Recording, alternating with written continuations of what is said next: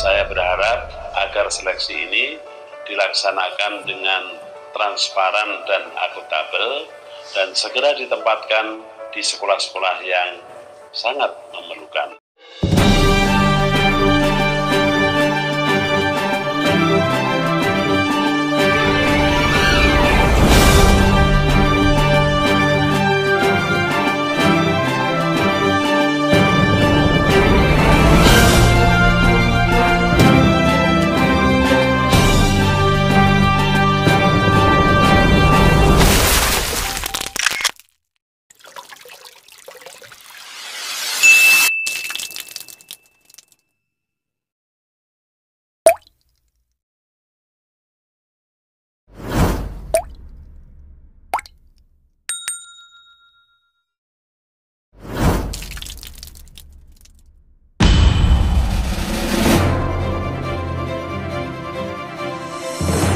BKN RI menyambut baik dan mendukung penuh langkah Kemendikbud yang akan mengadakan seleksi guru P3K dengan jumlah besar tahun 2021 mendatang.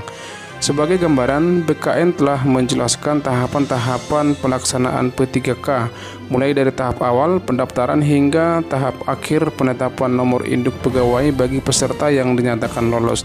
Dalam pemaparannya, BKN yang diwakili Pak Suharman menyampaikan bahwa seleksi P3K 2021 yang akan datang akan dilaksanakan secara transparan, akuntabel, efektif, efisien, dan terintegrasi. Berikut penjelasan lengkap Pak Suharman.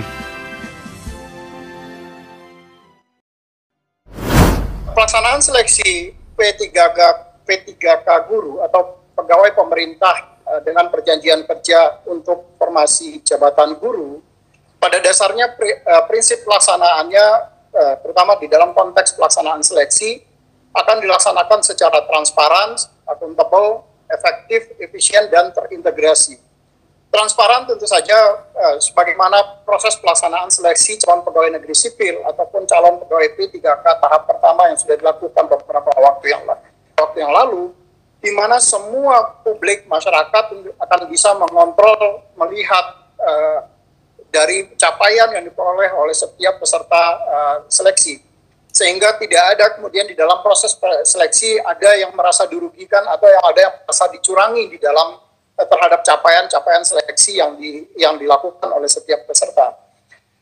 Dan di dalam konteks tahapan pengadaan aparatur sipil negara, bagaimana diatur di dalam Undang-Undang Nomor 5 Tahun 2014 tentang aparatur sipil negara, maka tahapan di dalam pelaksanaan seleksi pengadaan ASN itu dimulai dari perencanaan, yang ini sudah berapa kali dilakukan oleh rapat-rapat pertemuannya, termasuk nanti kemudian akan diikuti dengan pengumuman lowongan yang hari ini kita lakukan kick off-nya untuk pengumuman lowongan, kemudian nanti melakukan pelamaran, para peserta melamar kepada pemerintah tentu saja, kemudian melakukan seleksi dan pengumuman hasil seleksi serta melakukan pengangkatan atau penetapan nomor induk P3K bagi pegawai yang lolos seleksi.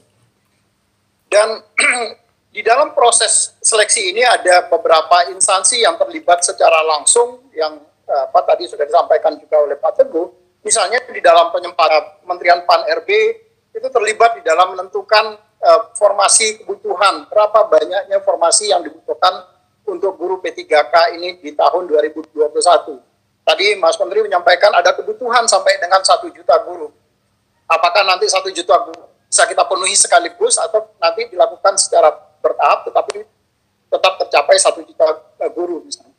Yang kedua, karena nanti ada proses seleksi, maka tentu saja nanti akan ada passing grade, berapa tingkat kelulusan dari seseorang guru, sehingga kualitas seseorang guru seperti tadi disampaikan arahan dari Pak Wapres misalnya, ada beberapa kompetensi-kompetensi dasar dan kompetensi teknis yang dibutuhkan bagi seseorang guru, sehingga ke depan kita berharap bahwa kualitas anak didik kita itu akan jauh lebih baik.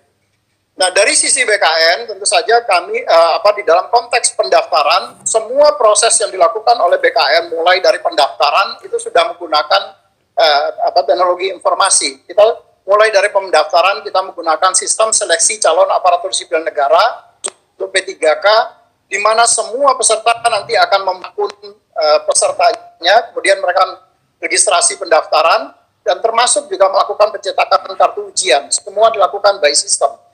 Data yang terdaftar, mereka yang mendaftar, kemudian datanya akan terintegrasi dengan data Dapodik untuk melihat, karena tadi dibatasi bahwa P3K guru ini, itu scopingnya dibatasi bahwa diprioritaskan untuk guru yang sekarang sudah menjadi honorer, yang dia datanya terdaftar di Dapodik, kemudian data yang guru yang sekarang ada di data THK2, serta data guru yang yang sudah seleksi lulus PPG, yang sebagaimana yang program sertifikasi yang dikeluarkan oleh teman-teman di Kementerian Pendidikan.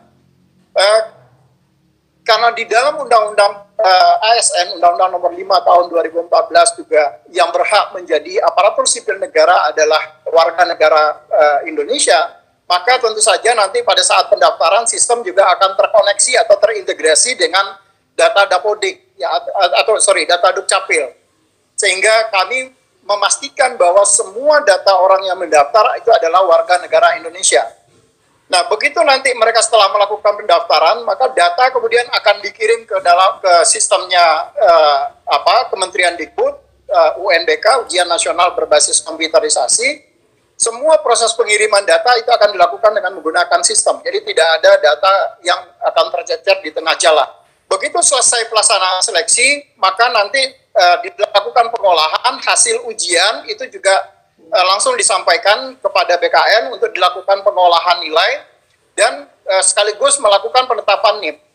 Nah, di BKN sekarang ini kita tidak lagi melakukan mencetak dengan menggunakan kertas, tetapi semua termasuk penandatanganan untuk siapa saja yang lulus sudah menggunakan tanda tangan digital yang sistemnya dikoordinasikan oleh teman-teman di Badan Cyber dan Sandi Negara.